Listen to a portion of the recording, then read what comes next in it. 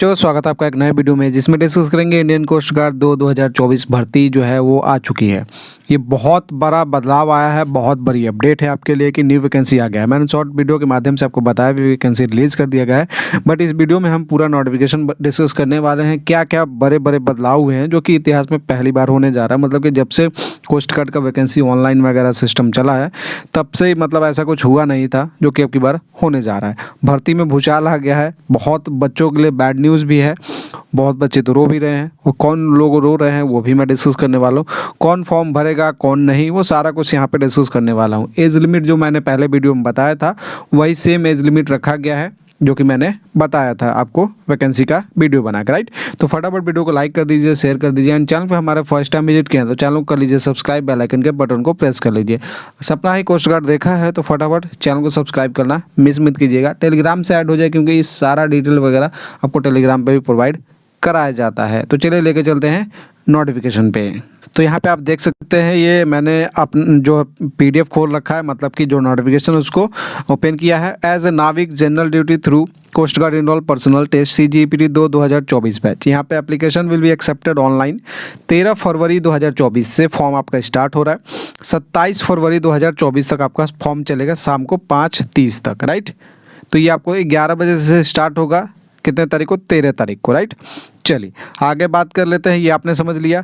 Eligibility condition जो रखा गया है यहाँ पे आप देख सकते हैं। Only application are invited male Indian citizen होंगे, ये जो कि शुरू से चला आ रहा है। और यहाँ पे पोस्ट ऑफ नाविक जनरल ड्यूटी। अब बहुत सारे बच्चे कंफ्यूज हैं कि सर DB का वैकेंसी इसमें दिखाई नहीं दे रहा है और ना ही यांत्रिक का वैकेंसी दिखाई दे रहा है, तो वो भी हम डिस्कस करने वाले हैं, राइट। तो वीडियो पे बने रहेगा जो भी बच्चे DB यांत्रिक वाले हैं।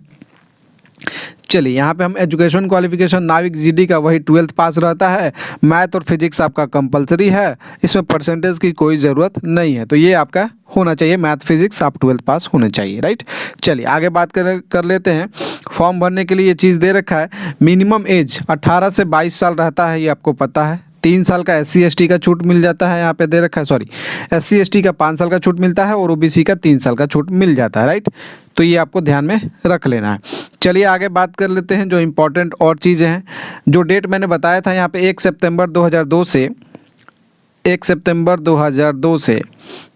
31 अगस्त 2006, इस डेट पे अगर आपका जन्म हुआ है तो भी फॉर्म फिलअप कर सकते हैं इन दोनों डेट पे, और इसके बीच में आपका जन्म हुआ है तो भी आप फॉर्म फिलअप कर सकते हैं, राइट। यहाँ पे वैकेंसी 260 है, ये टेंटेटिव रखा गया है। और बहुत बड़ा यहाँ पे बदलाव ये किया गया है कि जो DB और यांत्रिक का वैकेंसी इस नोटिफिकेशन में रिलीज़ नहीं किया गया है। दूसरा बदलाव ये है कि यहाँ पे आप देख सकते हैं ये वैकेंसी पहली बार ऐसा हो रहा है कि रीजन वाइज आ रहा है, right. Region wise, zone wise, right. पहले इकट्ठे वैकेंसी आता था, समझ में नहीं आता था क्या रीजन है, क्या कौन सा जोन है, ये है वो है। तो ये क्या वैकेंसी, ये रीजन और यहाँ पे जोन। तो नॉर्थ जोन यहाँ पे आप देख सकते हैं, west zone, north east, east, north west, Andaman Nicobar and total यहाँ पे दे रखा है, राइट। यहाँ पे टोटल वैकेंसी को लेके यहाँ पे पूरा का पूरा यहाँ पे दे रखा गया है। ये UR जनरल कैटेगरी है, ये EWS का वैकेंसी है, ये OBC का वैकेंसी है और ST का है, SC का है और टोटल यहाँ पे दे रखा है। किस जोन में कौन कौन से स्टेट आएंगे वो भी मैं यहाँ पे डिस्कस करूँगा, तो वीडियो पे अंत तक बने रहिएगा। यहाँ पे देख सकते हैं नॉर्थ ईस्ट में ये टोटल वैकेंसी यहाँ पे 79 है, आप अपने कैटेगरी वाला देख सकते हैं, राइट। वेस्ट जोन में आपका 66 वैकेंसी है, नॉर्थ ईस्ट में आपका 68 वैकेंसी है, मतलब 68, ईस्ट जोन में 33 वैकेंसी है, नॉर्थ वेस्ट में आपका 12 है, अंडमान निकोबार में 3 है और टोटल यहाँ पे 260 वैकेंसी है, राइट। कितना वैकेंसी है? 260, जितना पिछली बार भी 260 ही आया था नाविक GD का, राइट। ओके, चलिए अब थोड़ा सा मैं डिस्कस कर लूँ जोन। जो यहाँ पे जोन कवर किया जा रहा है, जैसे detail of area state cover under various region zone are as follows, right. North zone में Jammu Kashmir, NCT of Delhi, Haryana, Punjab, Rajasthan, Uttar Pradesh, Himachal Pradesh, Uttarakhand, Chandigarh. West zone में छत्तीसगढ़, महाराष्ट्र, केरला, मध्य प्रदेश, कर्नाटक, गोवा, दादर नगर हवेली, दमन दीव, लक्षद्वीप। नॉर्थ ईस्ट में आपका बिहार आ गया, बिहार, वेस्ट बंगाल, झारखंड, असम, त्रिपुरा, मेघालय, मणिपुर, नागालैंड, अरुणाचल प्रदेश, मिजोरम, सिक्किम, उड़ीसा, राइट। तो चलिए उसके बाद बात करेंगे ईस्ट में आ गया आपका आंध्र प्रदेश, तमिलनाडु, पुडुचेरी, नॉर्थ वेस्ट में सिर्फ गुजरात है, अंडमान निकोबार में अंडमान निकोबार आइलैंड ये दे रखा है, ये आपने पढ़ लिया। इसको लेके भी मैं डिस्कस करूंगा, क्या जो बिहार से बच्चे हैं या जो यूपी से बच्चे हैं, जो बंगाल से हैं, झारखंड से है, तो क्या उसका जितना इसमें दे रखा है उतना ही सीट में सिर्फ।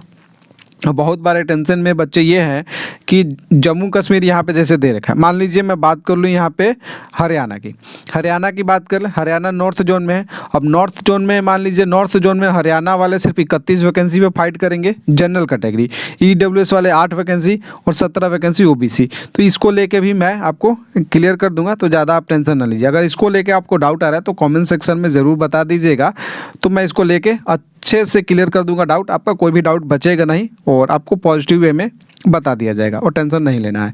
बाकी ये टेंटेटिव वैकेंसी है और इससे वैकेंसी को बढ़ाया भी जा सकता है, वो नोटिफिकेशन ऐसा कुछ आता नहीं है, वो वहाँ से कर लेते हैं।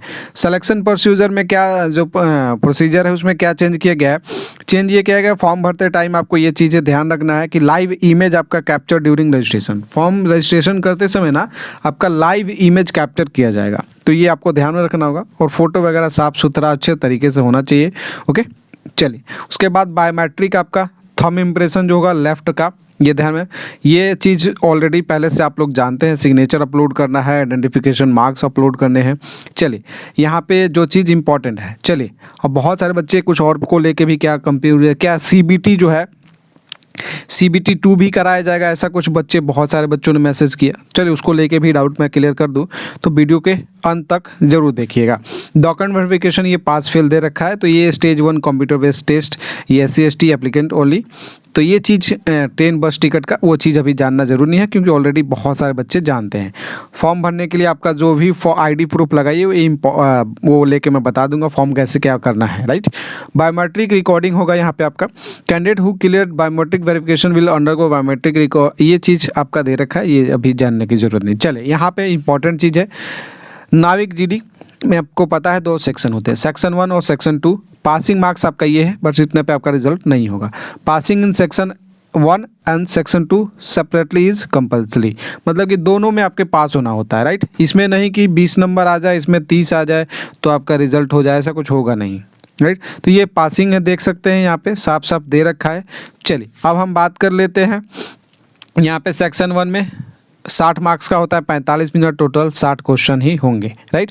सेक्शन 1 में जो पहले चल रहा था, math 20, science 10, English 15, reasoning 10, GK 5, ये देख सकते हैं आप। उसके बाद यहाँ पे दे रखा है पासिंग मार्क्स दे रखा है। इसके बाद क्लास 10th सिलेबस जो यहाँ पे दे रखा है क्लास 10th का, क्योंकि ये सेक्शन 1 है, तो आपको दोनों ही पढ़ना पड़ेगा। जो भी बच्चे GD वाले हैं वो पहले से जानते होंगे, एग्ज़ाम दिया होगा, अदरवाइज जो नए बच्चे हैं उनको बता दूँ। यहाँ पे ये दे रखा है सेक्शन 2 का, फिजिक्स मैथ 25-25, ये दे रखा है पासिंग मार्क। 12th का जो सिलेबस रहेगा फिजिक्स एंड मैथ्स का, वो आपका यहाँ पे रहने वाला, मतलब कि आपको क्या ये वाला सिलेबस भी कवर करना है, टेक्निकल वाला भी और नॉन टेक्निकल वाला भी, तो ये आपको ध्यान में रखना होगा।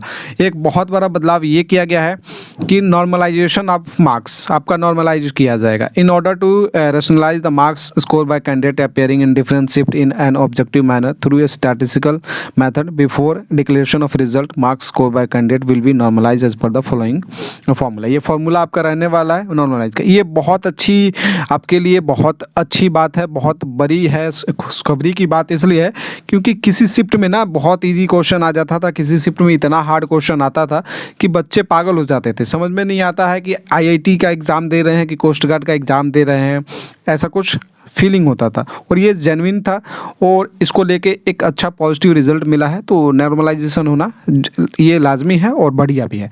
स्टेज 2 में वही लोग जाएंगे जो कंप्यूटर बेस, इसको लेके बहुत सारे बच्चे जो कंफ्यूज है based on performance in computer base, बस इतना पढ़ ले रहे हैं, पूरा पढ़ नहीं रहे। स्टेज 2 में भी बहुत सारे बच्चे सोच रहे हैं कि CBT 2 होगा, ऐसा कुछ नहीं है भाई साहब। यहाँ पे साफ साफ लिखा है based on performance in computer based examination ratio decided by ICG and available vacancies candidate will shortlisted for stage 2 and provisional admit card is issued, right. Okay, तो यहाँ पे वही लिखा गया है, मतलब कि जो स्टेज 1 का जो कंप्यूटर बेस्ड टेस्ट है CBT है, जो आपका ऑनलाइन एग्जाम, उसमें जो बच्चे पास करेंगे उसका कटअप जो क्लियर करेंगे वही बच्चे जो है स्टेज 2 के लिए आपका उनका एडमिट कार्ड जो है शॉर्ट लिस्टेड होंगे और एडमिट कार्ड उनका रिलीज़ किया जाएगा। बाकी आपने असेसमेंट टेस्ट अब की बार देख ही लिया, अडेप्टेबिलिटी टेस्ट, ये चीज़ आपने देख ही लिया। ओके, तो ये OMR बेस आपका हुआ था और इस बार भी होगा, तो ये वही है, बाकी इसको डरने की बात नहीं है, थोड़ा सा तैयार होना है। फिजिकल फिटनेस टेस्ट है, ओके, कैंडिडेट अंडरगोइंग PFT, ये चीज़ दे रखा है। 1600 मीटर का 7 मिनट में रनिंग करना है, 20 स्क्वाट है, उठक बैठक और 10 पुशअप है, राइट। और ये चीज़ आपका जो है ना, ये आपका ये नहीं कि आपको मेरिट वगैरह में ऐसा कुछ काम करेगा, ये फिजिकल, ओके, तो ये आपको ध्यान में रखना होगा। चलिए, डॉक्यूमेंट वेरिफिकेशन ये चीज़ दे रखा है, अभी जानने की कुछ ज़रूरत नहीं है। बाकी आपका जो डॉक्यूमेंट होना चाहिए 28 फरवरी यहाँ पे दे रखा है। The validity of all document 28 फरवरी 2025 तक इसका आपका वैलिडिटी होना चाहिए। मतलब जो आप सर्टिफिकेट लगाएंगे, OBC certificate, SC certificate, ST certificate, EWS certificate, तो ये वाले जो बच्चे हैं ना, उनका जो कैटेगरी सर्टिफिकेट है कम से कम आपका 28 फरवरी 2025 तक वैलिड होना चाहिए। और जो भी आपका डॉक्यूमेंट है वो आपका रहना चाहिए, ओरिजिनल रहना चाहिए, ओके। और रिक्रूटमेंट मेडिकल एग्जामिनेशन, ये मेडिकल एग्जाम है होगा आपका। और preparation of final merit list for stage 3, stage 3 में आपका किया जाएगा। बाकी यहाँ पे देख एक चीज़ और दे रखा है, type breaking rule in merit in case of 2 और मोर पीपल, तो ये चीज़ अब मैंने ऑलरेडी डिस्कस कर रखा है, तो आप सर्च कर सकते हैं coast guard type breaking rule, तो वो आपको मिल जाएगा वो वीडियो, हाँ ये आपको समझ में आ जाएगा। बाकी ऐसा कुछ इसमें खास और कुछ है नहीं। बाकी जो इंपॉर्टेंट चीज़ है, मैंने जो बड़े बदलाव हुए हैं वो मैंने डिस्कस कर लिया। और pre enrolment medical at INS शुल्का, ओके, प्री इनरोलमेंट के बाद आपको मेडिकल जो कराया जाएगा INS शुल्का में, क्योंकि ट्रेनिंग आपका वहीं पे होता है।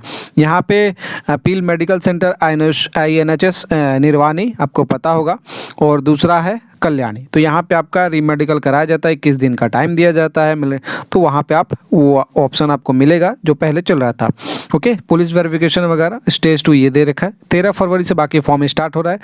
और बाकी कोई भी आपको डाउट हो इस भर्ती के रिगार्डिंग, आप कॉमेंट सेक्शन में आस्क कर सकते हैं। और कंपलसरी डॉक्यूमेंट जो दे रखा है, लाइव इमेज फ़ोटो आपका होना चाहिए, अच्छे तरीके से साफ़ सुथरा होना चाहिए। बर्थ सर्टिफिकेट, आपका 10th का मार्कशीट यूज़ कर सकते हैं, लेफ्ट हैंड थंब इम्प्रेशन और सिग्नेचर। आइडेंटिटी प्रूफ आप कोई भी लगा सकते हैं, Aadhaar card, PAN card, voter ID, driving licence. But आपका जो है ना, आप अपने मार्कशीट में देख लीजिएगा कि जो डेट ऑफ बर्थ उसमें है, जैसा नाम है वही वाला आप ID प्रूफ लगाइएगा, राइट, ओके। तो ये आपको ध्यान में रखना होगा। चलिए, बाकी इसमें और कुछ है नहीं, और ये चीज़ ऑलरेडी आप लोग जानते ही हैं, क्योंकि ये सब चीज़ एक हाँ, एक चीज़ और बता दूँ, टेंटेटिव डेट जो रखा गया है कैडर का नाविक GT देख सकते हैं। स्टेज 1 जो आपका कराया जाएगा मिड या एंड अप्रैल 2024, ओके। ये थोड़ा सा डेट बढ़ा दिया गया है, मार्च का आज से लगाया जा रहा था, बट ये आपका मिड अप्रैल में आपका एग्ज़ाम कराया जाएगा। स्टेज 2 आपका जो कराया जाएगा वो मई में कराया जाएगा, तो ये आपको ध्यान में रखना होगा। और स्टेज 3 आपका मिड अक्टूबर में जाने वाला है, राइट। मतलब कि आपको सीधा कहें तो नवंबर में आपका यहाँ पे ज्वाइनिंग ट्रेनिंग स्टार्ट हो जाएगा, ओके। ये चीज़ें हैं, बाकी और कुछ इसमें है नहीं। और मेरे ख्याल से सारा डाउट आपका क्लियर हो गया होगा। और डॉक्यूमेंट को लेके मैंने ऑलरेडी वीडियो बहुत सारे बनाए हैं, फिर से मैं एक बार बना दूंगा अगर आपको कोई डाउट आएगा तो। और मैं एक चीज़ और बताना चाहूँगा, बहुत सारे बच्चे अब भर्ती तो आ गया, आप क्लास के बारे में सोचेंगे तो क्लास भी आपका जल्द से जल्द स्टार्ट कर दी जाएगा। बाकी आप कौन बच्चे तैयारी करना चाहते हैं वो कमेंट सेक्शन में ज़रूर बता दीजिएगा। वीडियो कैसा लगा वो भी बता दीजिएगा, लाइक कर दीजिएगा, शेयर कर दीजिएगा ज़्यादा से ज़्यादा बच्चों के पास। एंड वीडियो को मतलब लाइक ज़रूर करिएगा भाई साहब, ओके। और टेलीग्राम पे ऐड हो जाइए। मिलते हैं एक नए वीडियो में, तब तक ले बाय, जय हिंद, जय भारत, वंदे मातरम। बाकी इसके रिगार्डिंग आपका जो भी डाउट होगा ना वो बता दीजिएगा, मैं एक सेपरेट वीडियो और बना दूंगा, लाइव आके आपका सारा डाउट क्लियर कर दूंगा, ओके।